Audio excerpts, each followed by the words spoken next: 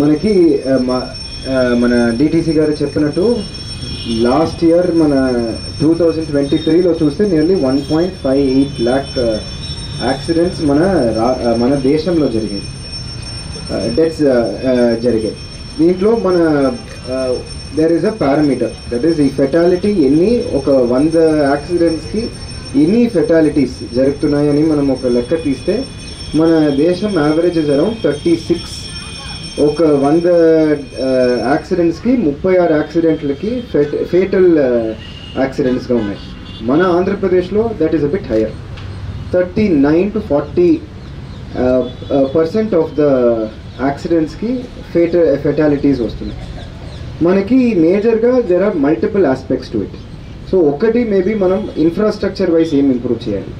So ఒక road accidents జరుగుతున్నాయంటే maybe the road సరిగా వేయలేదు, or some patches is a problem, or మనకి డివైడర్ సరిగా లేదు.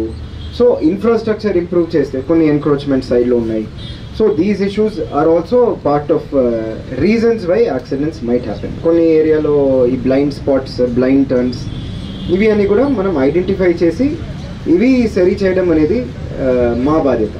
సో మేము దానికి రోడ్ సేఫ్టీ మీటింగ్స్ పెడుతున్నాం. పోలీస్, మన ట్రాన్స్పోర్ట్, మిగతా డిపార్ట్మెంట్స్, నేషనల్ హైవే అందరితో కోఆర్డినేట్ చేసి ఏమేమి ఇంప్రూవ్మెంట్ చేయగలుగుతాము, ఎక్కడ ఏం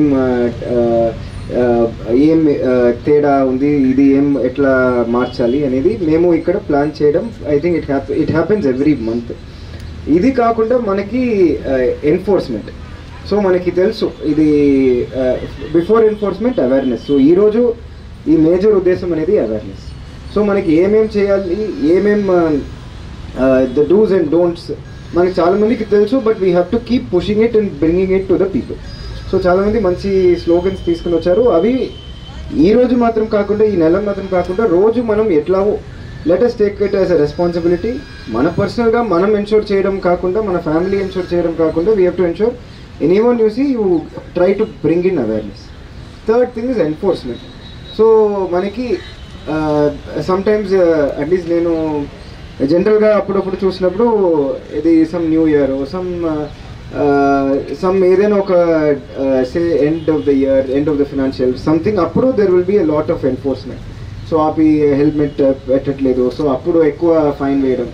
Adi kaakunda manaki every time we will be able to continuous enforcement ఉంటే I'm sure people will also realise ఇది ఎందుకు కొంచెం వైలేషన్స్ ఉందంటే మనం చేస్తే ఎవరు who will stop us, okay అలా కొంచెం దట్ భయం వస్తే I'm sure things will also change. I'm sure that is happening already. So it is already happening. అది ఇంకా కంటిన్యూస్గా చేస్తే I'm sure in the coming months or years we will be able to reduce the number of fatalities per accident and reduce the overall number of accidents also. So thank you ee manchi karyakramam ikkada meer erpaatu chesindi. Thank you very much. I hope we take this forward.